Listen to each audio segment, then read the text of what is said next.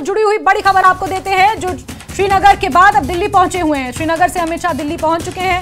श्रीनगर से दिल्ली अमित शाह पहुंचे और दिल्ली लौटने से पहले उन्होंने पीड़ितों से भी मुलाकात की थी और जो लोग इस हमले में मारे गए हैं उन्हें श्रद्धांजलि देने भी पहुंचे थे श्रीनगर के पुलिस कंट्रोल रूम, और वहां पर उनके परिजनों से भी मुलाकात की थी। और अब केंद्रीय गृह मंत्री अमित शाह दिल्ली वापस पहुंच चुके हैं और अब यहां से असली रणनीति तय की जाएगी, क्योंकि हालातों का जायजा लेकर वो पहुंचे हुए हैं। ग्राउंड जीरो से वो अब दिल्ली पहुंचे हैं, जहां पर थोड़ी देर पहले रक्षा मंत्रालय में बैठक हुई, हाई लेवल मीटिंग हुई और उसके बाद अब सीसीएस की भी शाम 6 बजे बताया जा रहा है कि बैठक होनी है।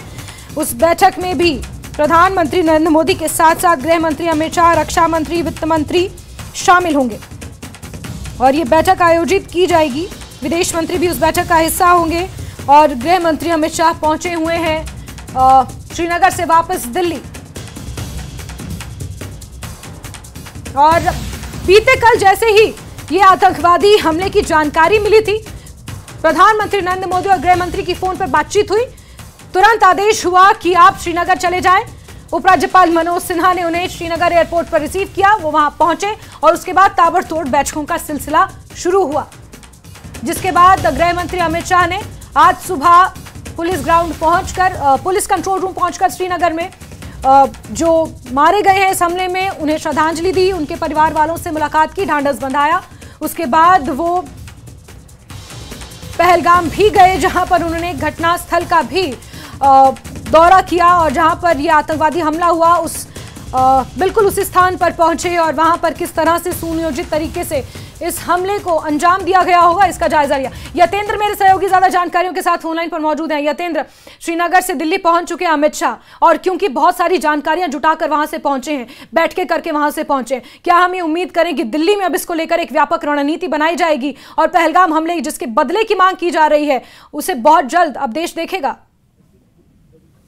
बिल्कुल, अब से कुछ देर पहले ही गृह मंत्री अमित शाह दिल्ली पहुंच गए हैं और अब जो जानकारी मिल रही है वो एयरपोर्ट से निकलकर सीधे अपने आवास जा रहे हैं और शाम को 6 बजे सीसीएस की बैठक बुलाई गई है, जिसमें गृह मंत्री अमित शाह भी शामिल होंगे। और जो उन्होंने पहलगांव से जो उच्च अधिकारियों से बात हुई, इंटेलिजेंस ऑफिसर से जो वहां पर बात हुई, यानी ग्राउंड जो रिपोर्टिंग उनको वहां पर मिली है वो सीसीएस की बैठक में वहां पर रखेंगे। उस बैठक में सुरक्षा व्यवस्थाओं का रिव्यू किया जाएगा, आने वाले जो कड़े कदम सरकार उठा सकती है उन उस पॉइंट ऑफ व्यू पर बात होगी और जो भी फैसला होगा सीसीएस की बैठक में होगा। हालांकि ये उम्मीद कम है कि सरकार इस फैसले के बारे में कुछ बताए, लेकिन ये मैसेज जरूर दिया जाएगा कि भारत सरकार की तरफ से कड़े कदम इस पूरे जो आतंकी घटना हुई है इसको देखते हुए उठाए जाएंगे। ठीक है यतेंद्र, बहुत शुक्रिया हमारे साथ जुड़ने के लिए।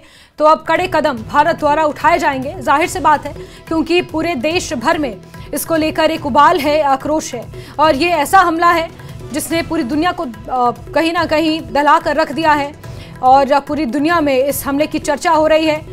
पाकिस्तान के ऊपर आरोप है कि पाकिस्तान ने सुनियोजित तरीके से इस हमले को अंजाम दिलवाया है। भले ही नाम टीआरएफ का हो, लेकिन इसके पीछे की जो योजना, जो साजिश, जो ट्रेनिंग, जो प्रशिक्षण, जो पैसा, हथियार, अत्याधुनिक उपकरण, जो ये तमाम चीजें इन्वॉल्व थी, ये पाकिस्तान की सेना, पाकिस्तान के उच्च अधिकारी, पाकिस्तान की हुकूमत के बिना आतंकवादियों को मुहैया होना आसान नहीं है।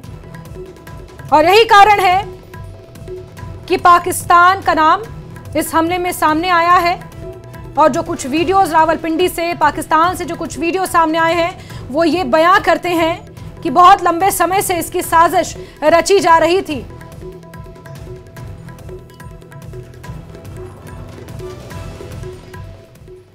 तो पूरे